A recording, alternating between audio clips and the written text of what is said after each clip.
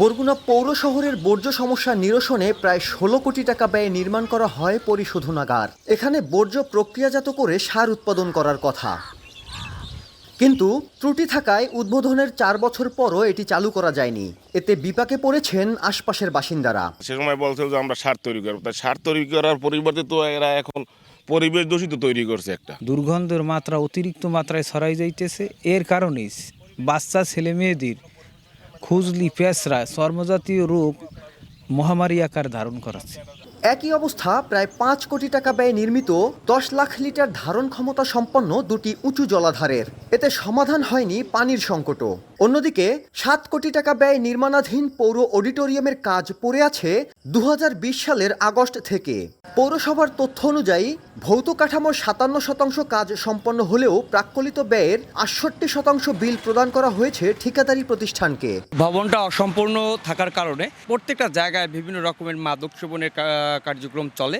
আমাদের আসলে যে পরিমাণ পানি দরকার ওই পরিমাণ পানি পাই না। ভবনটা নির্মিত না হয় দেখা যায় যে অনেক পলিটিক্যাল প্রোগ্রামও আমাদের এখানে হয়ে থাকে। এই জিনিসটা যদি টাউন হলটা নির্মিত হয় তাহলে দেখা যায় যে এই ঝামেলাগুলো আমাদের মধ্যে না পড়বে। স্থানীয় সচেতন নাগরিকরা বলছেন, জনস্বার্থে নয়, রাষ্ট্রীয় অর্থে ব্যক্তি স্বার্থে প্রকল্পগুলো বাস্তবায়ন করা হয়েছে। বাস্তবায়নে অনিয়ম হওয়ার কারণে এগুলো মুখ থুবড়ে পড়েছে।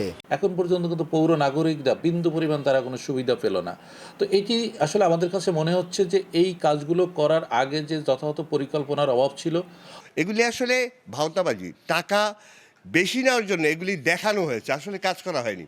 এখানে যে কর্তৃপক্ষ ছিল তারাও হয়তো এখান থেকে ভাগ পেয়েছে, কিন্তু জনগণ সুবিধা কিছুই পায়নি। অপরিকল্পিতভাবে রাষ্ট্রীয় অর্থ ব্যয় ও লোপাটের অভিযোগে সংশ্লিষ্টদের জবাবদিহিতার আওতায় আনার দাবি পাবলিক প্রসিকিউটরের। তবে এ বিষয়ে দায়সারা বক্তব্য পৌর প্রশাসকের। দুর্নীতি দমন কমিশন এটা তদন্ত করলে প্রকৃত তথ্য বেরোয় আসবে, যেখানে রাষ্ট্রের কত টাকা অপচয় হয়েছে। সম্ভবত যাচাই না করেই এই প্রকল্পগুলো নেওয়া হয়েছে আমাদের ধারণা, কারণ এটা অনেক ২০০৮ সালের প্রকল্প এবং এই বিষয়ে আমাদের কাছে কোনো তথ্য নাই। ৩টি প্রকল্পের মধ্যে নির্মাণ সম্পন্ন হওয়া ২টি প্রকল্প উদ্বোধন করা হয় ২০২১ সালের ডিসেম্বরে। সাইফুল মিরাজ, সময় সংবাদ, বরগুনা।